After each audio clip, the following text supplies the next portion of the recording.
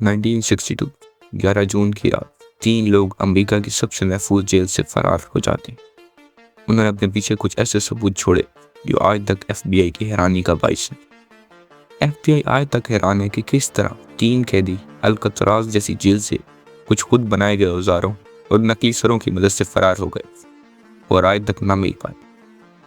या तो San Francisco बे के पानियों से बच निकली या फिर वहीं ख़त्म हो गए। ये नाकाबिले यकीन कहानी अल्कातराज के 3 कैदियों की।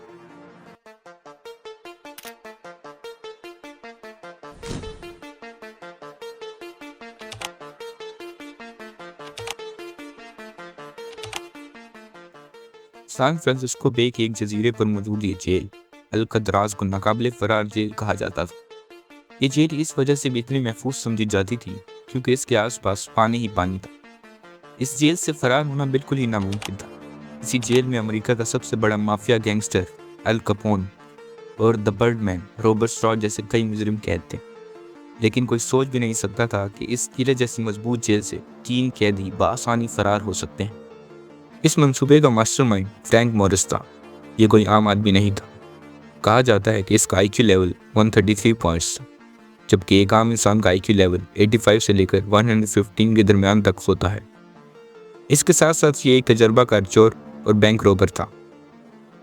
इसके साथ 2 और कैदी जॉन एंगलन और क्लेरेंस एंगलन भी शामिल थे। ये दोनों भाई थे और माहिर बैंक डाकू थे। ये तीनों कैदी 1960 और 1961 की शुरुआत में अल्कातराज में लाए गए। एंगलिन ब्रदर्स के साथ मिलकर फ्रैंक मॉरिस ने यह एस्केप गैंग दिसंबर 1961 में बनाना शुरू किया। ये एस्केप प्लान जहानत का एक शाहकार था। कई महीनों तक इस ग्रुप ने चीज़ें इकट्ठी करना शुरू की। इस ग्रुप ने आरी के ब्लेड्स, क्रूड टूल्स और इस जैसी चीज़ें चोरी करना और ढूंढना शुरू की।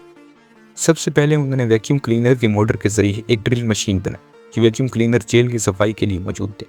ये ऐसे वैक्यूम क्लीनर्स थे जो लकड़ी के किसी मेटल के फर्श को साफ कर सकते थे। इनकी मोटर आसानी से निकाली जा सकती थी। इस ड्रिल के जरिए वो रात को एयरबैग्स को काटते और उसे चौड़ा कर देते। दिन के टाइम वो इस काम को कार्डबोर्ड से छुपा देते और उसके साथ साथ जेल से रेन कोट्स भी चोरी करते रहे और उन रेन कोट्स को जेल के अंदर मौजूद हॉट स्टीम पाइप के जरिए वल्कनाइज किया और एक राफ्ट बना। पकड़े जाने से बचने के लिए उन्होंने कागज और साबुन के जरिए डमी हेड्स बनाए।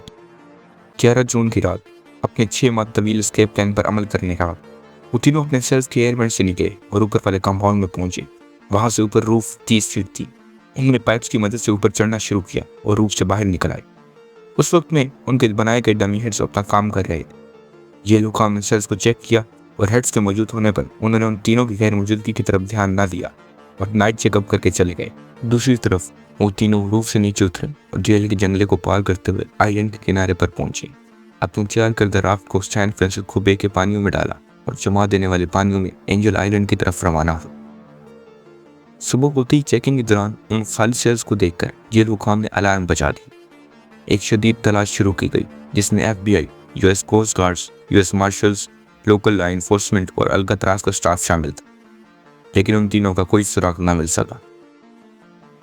दिनों की तहकीक के बाद उनकी राफ्ट का एक चप्पू, क्लेरेंस एंगलन का एक वॉलेट जिसमें उसकी खानदानी तस्वीर थी और उनकी बनाई गई लाइफ जैकेट्स एंजल आइलैंड के साहिल से मिली। लेकिन उनके साथ क्या हुआ किसी को कुछ मालूम नहीं। अक्सर माहिरीन का कहना है कि वो डूब गए क्योंकि सैन फ्रांसिस्को बे के पानी इंतहाई खतरनाक और ठंडे होते हैं। उनका टेम्परेचर 50 डिग्री फ़ारेनहाइट तक जा सकता है। बाज़ माहिरीन ये भी कहते हैं कि वो बच निकले। फरार के बाद एंगलिन फैमिली ने दावा किया कि उन्हें एंगलिन ब्रदर्स की तरफ से पोस्ट कार्ड्स और क्रिसमस कार्ड्स मौसूल हुए। कुछ लोगों का ख्याल है कि FBI ने अल्कातराज की नाकामी छुपाने के लिए इस राज को छुपाया, लेकिन आज तक इसकी हकीकत कोई भी नहीं जानता। आप लोगों के क्या ख्यालात हैं कमेंट्स में ज़रूर बताएं और इस जैसे मज़ेदार और फैक्ट से भरपूर वीडियोस देखने के लिए हमारे चैनल को ज़रूर सब्सक्राइब करें।